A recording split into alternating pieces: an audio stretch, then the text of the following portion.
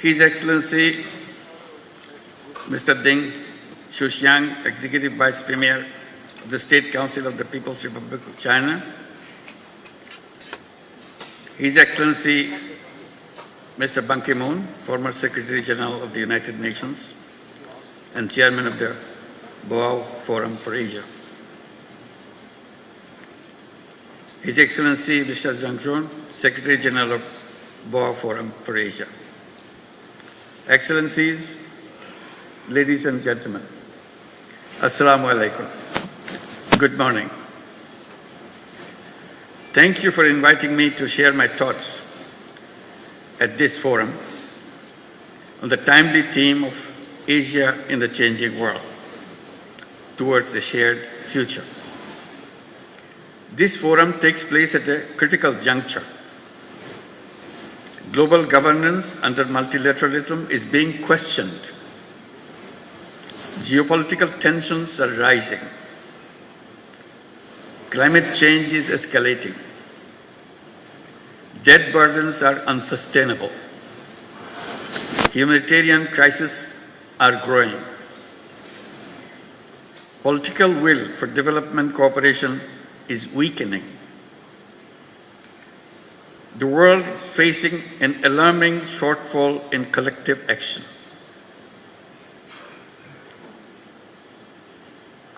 In the past, I attended this forum to share insights on microcredit. Today, I stand before you in a different capacity, representing a Bangladesh that underwent a historical transformation in July-August last year. The world witnessed a people united against oppression and corruption.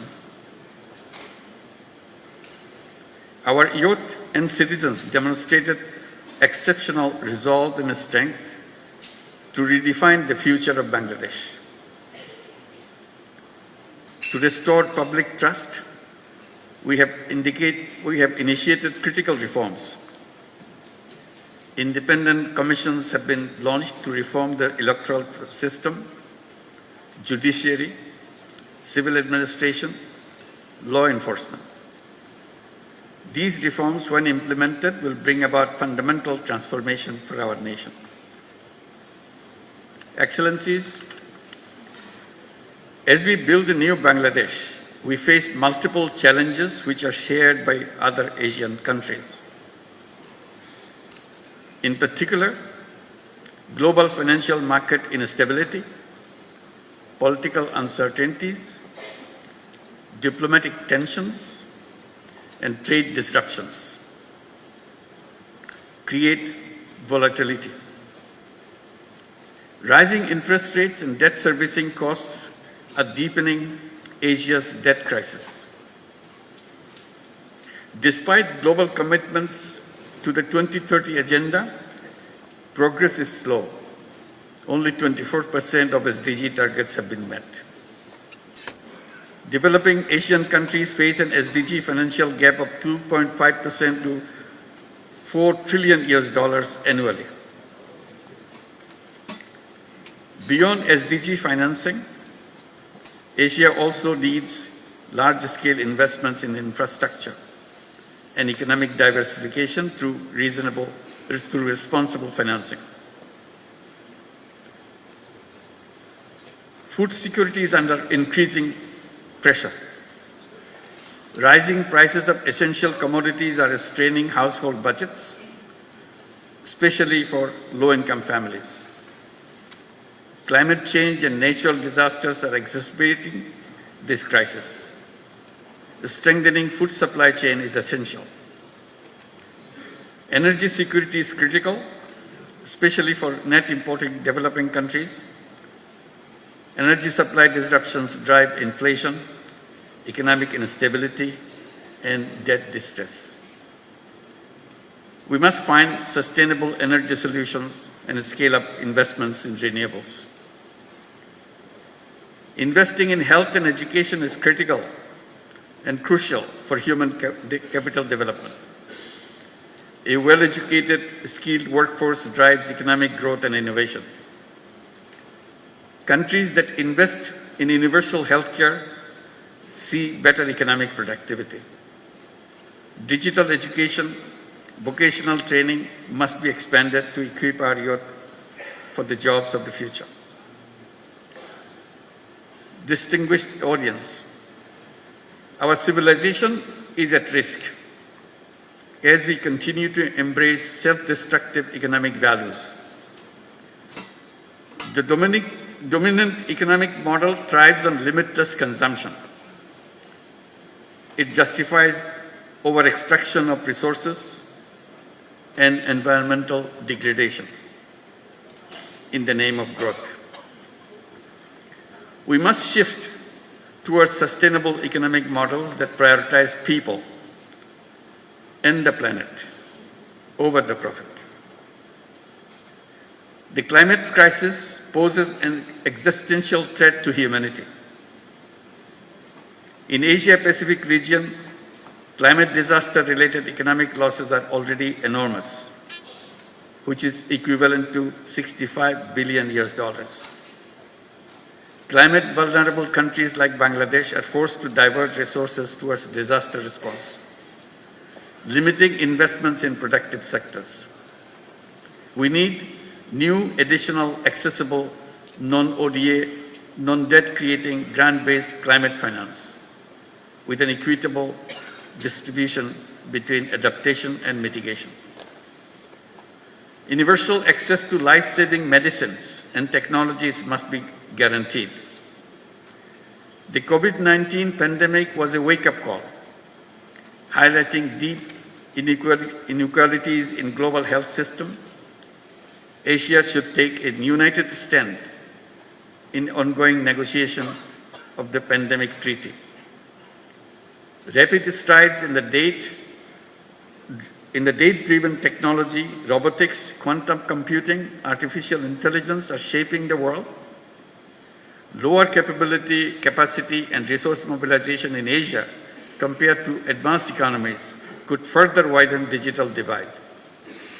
Data sovereignty and security remains critical concerns. If technology evolves irresponsibly, it could pose existential risk. Asia must close the digital divide and build regional capacity in technology, innovation, and incubation. Ladies and gentlemen, Asian cultural diversity, with its rich tapestry of languages, traditions, philosophies, customs, is a testament to the resilience and creativity of human civilization. The philosophies of Islam, Confucianism, Buddhism, Hinduism, among others, have shaped the global thought, offering unique perspectives on morality, governance, and human spirit. Asia's civilizations have flourished by embracing diversity. Over the centuries, the vibrant exchanges of cultural diversity has not only impacted on the region, but global influence. The melding of tradition and modernity, the respect for ancestral wisdom, alongside cutting-edge innovation, creates a dynamic energy that propels the region forward while honoring the deep historical roots.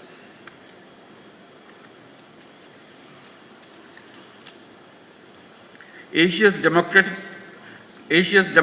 dividend presents immense potential. A growing workforce, particularly young people, can drive innovations and productivity. We must provide them access to finance for entrepreneurship and sustainable solutions. Investing in human capital and in education system aligned with the evolving global job market will shape Asia's future competitiveness. Women's labor force participation in Asia remains low. Gender gaps persist in leadership and decision making. We must remove barriers to women economic empowerment and ensure equal access to opportunities. In today's polycrisis world, wars and conflicts erode rights and disrupt economics. The genocide in Gaza continues despite global condemnation. The crisis in Palestine is not just an Arab or a Muslim concern, it is a humanitarian issue. The continued tension in Ukraine is heavily tolling on our global supply chain. The protracted crisis in Myanmar threatens regional stability. For more than 7 years, Bangladesh has been hosting over 1.2 million forcibly displaced Rohingyas who are Myanmar nationals. We continue to bear significant social, economic, and environmental costs. The UN Secretary General recently visited the camps in solidarity. While global efforts are drastically shrinking but continuing, Asian leaders must come together to ensure their safe and dignified repatriation to their home country, Myanmar. Distinguished audience, in this changing world, the destinies of Asian countries are intertwined.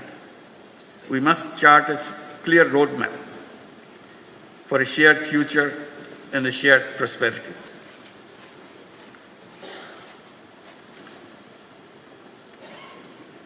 First, financial cooperation. Asia must create a sustainable financial mechanism. Regional NDBs and similar institutions should lead this effort. We need reliable funds that address our challenges and meet our growing demands. Second, trade cooperation. Asia remains one of the least integrated regions. This weak integration stifles investment and trade. We must work to boost trade cooperation immediately. Third, food and agricultural cooperation. We must promote resource-efficient farming. Domestic production must be enhanced for food security. We need to reduce imports reliance and achieve self-sufficiency. Expanding tech-based sustainable agricultural solutions and innovations in regenerative and climate-smart farming is key. Finally, mobilizing intellectual resources and youth power must be at the center of our collective actions. We must lay the foundation for a new civilization, a self-preserving and self-reinforcing society. We must create a world of 3 zeros: zero net carbon emission, zero wealth concentration, and zero unemployment.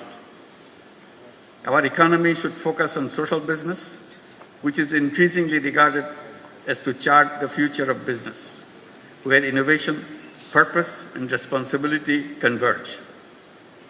Boao Forum and other similar initiatives in Asia should enhance collaboration of youth and entrepreneurs, and particularly youth entrepreneurs, to make Asia a better place for our generations to come.